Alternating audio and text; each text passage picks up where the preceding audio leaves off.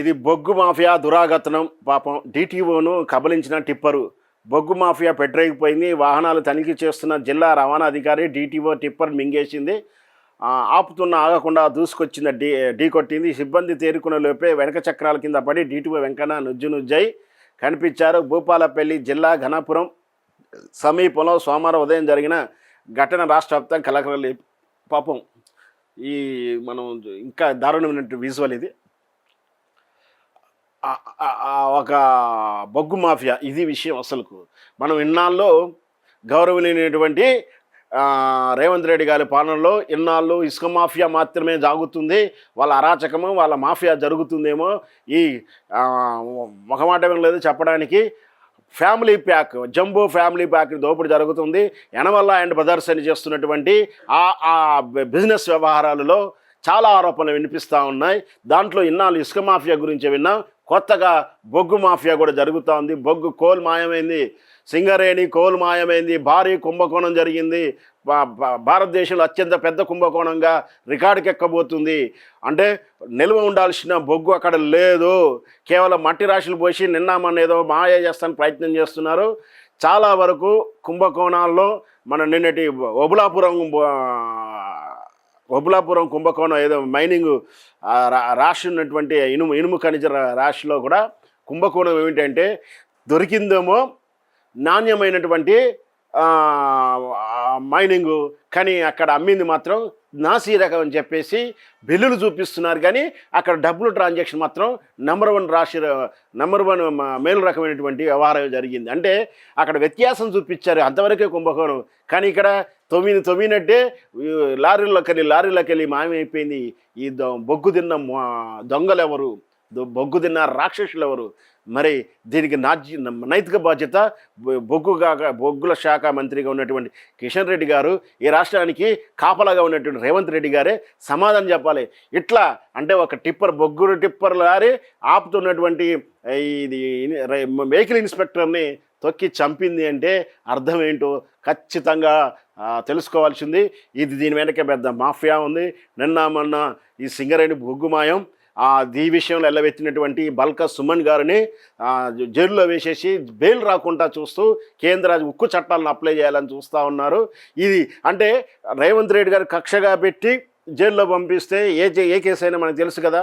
అట్లాంటి కేసులు అంటే 2 వారాల కన్నా మించి జైల్లో ఉండే అవకాశం లేదు. అంతకన్నా ఎక్కువగా ఉంటున్నాడంటే బలమైన చట్టాలు వాడబడుతున్నాయంటే బలమైనటువంటి మాఫియా ఉంది.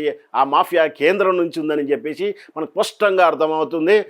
బల్క సుమన్ గారు ఇన్ని రోజులలో జైల్లో ఉండడం అంటే ఆయనేమే దాడి చేస్తే వ్యూహాత్మకంగా ఉంటుంది అనేటువంటి వ్యాఖ్యలు చేశారు. నిజంగా అవి చేయకుండా బాగుండేది. కానీ నేర తీవ్రతలో మా వ్యత్యాసం ఉంది. అయినా కూడా ఇక్కడ అన్ని రోజులు జైల్లో ఉంటున్నాడంటే బలమైన ఒత్తిడి, బలమైనటువంటి చట్టాలు, బలమైన నాయకులు, రాజకీయ నాయకులు ఖచ్చితంగా వెనక ఉన్నారు. దాని వెనక పెద్ద మాఫియా ఉంది. అందుకనే ఆ బల్క సుమన్ని జైల్లో వేశారు. ఇప్పుడు అడ్డొస్తున్నటువంటి వెహికల్ ఇన్స్పెక్టర్ని కూడా చంపే ప్రయత్నించారు. వాస్తవానికి అయితే ఆల్రెడీ ఒక వెహికల్ని సీజ్ చేయబోతున్నారు. అంటే ఒక వెహికల్కు నియమాలు ఉల్లంఘించి ట్రిప్పర్ ఏదో వెళ్తూ ఉంది, దాన్ని ఆపారు. దాన్ని పక్కకు తీసే ప్రయత్నంలో ఉన్నారు. సారేమో పక్కకున్నారు. ఇతను చూసి నన్ను కూడా ఆపేస్తారా అనుకున్నాడేమో.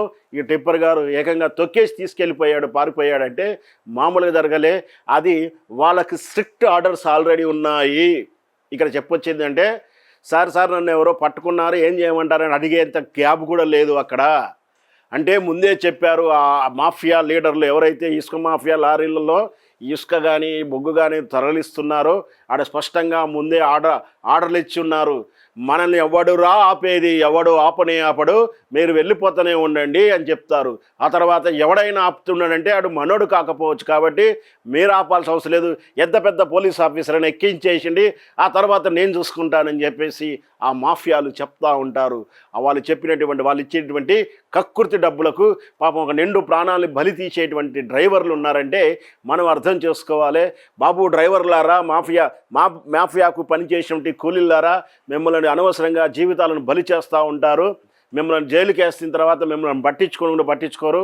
ఆ తర్వాత మీరు ఎప్పుడో సాక్ష్యం చెప్తారనుకున్నప్పుడు మీ జీవితాన్ని కూడా ఇలాగే అర్ధాంతరంగా ముగించేటువంటి మాఫియాలు, సినిమా సీన్లు ఎన్నో చూశాం కదా. దాని తర్వాత ఈ ఒక్క నిండు జీవిని చంపిన పాపం ఈ కుటుంబాన్ని వేధిస్తూ ఉంటుంది. మాఫియాకు పనిచేసే వాళ్ళు ఖచ్చితంగా ఆలోచించుకోవాల్సిన విషయం ఇది. ఇది బొగ్గు మాఫియా దురాగతనం. పాపం డిటిఓను కబలించిన టిప్పరు. బొగ్గు మాఫియా పెట్టరేగిపోయింది. వాహనాలు తనిఖీ చేస్తున్న జిల్లా రవాణా అధికారి డిటిఓ టిప్పర్ మింగేసింది. ఆగకుండా దూసుకొచ్చింది, ఢీ కొట్టింది. సిబ్బంది తేరుకునే లోపే వెనక చక్రాల కింద పడి డిటిఓ వెంకన్న నుజ్జై కనిపించారు. భూపాలపల్లి జిల్లా ఘనపురం సమీపంలో సోమవారం ఉదయం జరిగిన ఘటన రాష్ట్ర వ్యాప్తంగా కలకలం. పాపం ఈ మనం ఇంకా దారుణమైనటువంటి విజువల్ ఇది. ఒక బొగ్గు మాఫియా ఇది విషయం. అసలుకు మనం ఇన్నాళ్ళు గౌరవనీయమైనటువంటి రేవంత్ రెడ్డి గారి పాలనలో ఇన్నాళ్ళు ఇసుక మాఫియా మాత్రమే సాగుతుంది, వాళ్ళ అరాచకము వాళ్ళ మాఫియా జరుగుతుందేమో ఈ మొహమాట లేదు చెప్పడానికి. Family pack, jumbo family pack దోపిడీ జరుగుతుంది. యనమల అండ్ బ్రదర్స్ అని చేస్తున్నటువంటి ఆ బిజినెస్ వ్యవహారాలలో చాలా ఆరోపణలు వినిపిస్తూ ఉన్నాయి.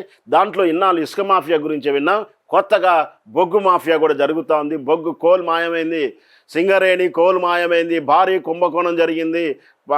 భారతదేశంలో అత్యంత పెద్ద కుంభకోణంగా రికార్డుకి ఎక్కబోతుంది. అంటే నిల్వ ఉండాల్సిన బొగ్గు అక్కడ లేదు, కేవలం మట్టి రాశులు పోసి నిన్న ఏదో మాయ చేస్తానికి ప్రయత్నం చేస్తున్నారు. చాలా వరకు కుంభకోణాల్లో మన నిన్నటి ఒబులాపురం కుంభకోణం ఏదో మైనింగ్ రాశి ఉన్నటువంటి ఇనుము ఖనిజ రాశిలో కూడా కుంభకోణం ఏమిటంటే దొరికిందేమో నాణ్యమైనటువంటి మైనింగు, కానీ అక్కడ అమ్మింది మాత్రం నాసీ రకం అని చెప్పేసి బిల్లులు చూపిస్తున్నారు. కానీ అక్కడ డబ్బులు ట్రాన్సాక్షన్ మాత్రం నెంబర్ వన్ మేలు రకమైనటువంటి వ్యవహారం జరిగింది. అంటే అక్కడ వ్యత్యాసం చూపించారు, అంతవరకే కుంభకోణం. కానీ ఇక్కడ తొమ్మినట్టే లారీలోకి వెళ్ళి మాయమైపోయింది. ఈ బొగ్గు తిన్న దొంగలు ఎవరు, బొగ్గు తిన్న రాక్షసులు ఎవరు? మరి దీనికి నైతిక బాధ్యత బొగ్గుల శాఖ మంత్రిగా ఉన్నటువంటి కిషన్ రెడ్డి గారు, ఈ రాష్ట్రానికి కాపలాగా ఉన్నటువంటి రేవంత్ రెడ్డి గారే సమాధానం చెప్పాలి. Hi friends, thank you for watching this video. ఈ వీడియో కనుక మీకు నచ్చినట్లయితే దయచేసి లైక్ చేయండి, షేర్ చేయండి. ముఖ్యంగా మా ఛానల్ 24/7 న్యూస్ టీవీని సబ్స్క్రైబ్ చేసుకోండి. ఆ తర్వాత మీ విలువైన అభిప్రాయాల్ని, మార్పులు, చేర్పులు, కావాల్సిన వీడియో ఏమన్నా ఉంటే మన వీడియో కింద కామెంట్ సెక్షన్లో కామెంట్ రూపంలో తెలియజేయండి. నమస్కారం, సాయిదంచిక మాట్లాడుతున్నాను. ప్లీజ్ సబ్స్క్రైబ్, షేర్, లైక్ చేయండి 24/7 టీవీ ఛానల్. హాయ్ నమస్తే, నేను మీ Sonia Akula. Please subscribe to 24/7 news TV. Hi అండి, అందరికీ నమస్తే. నేను Mankota Prasad. Please do subscribe 24/7 news TV. Political, entertainment and infotainment updates కోసం like, share, subscribe 24/7 news TV.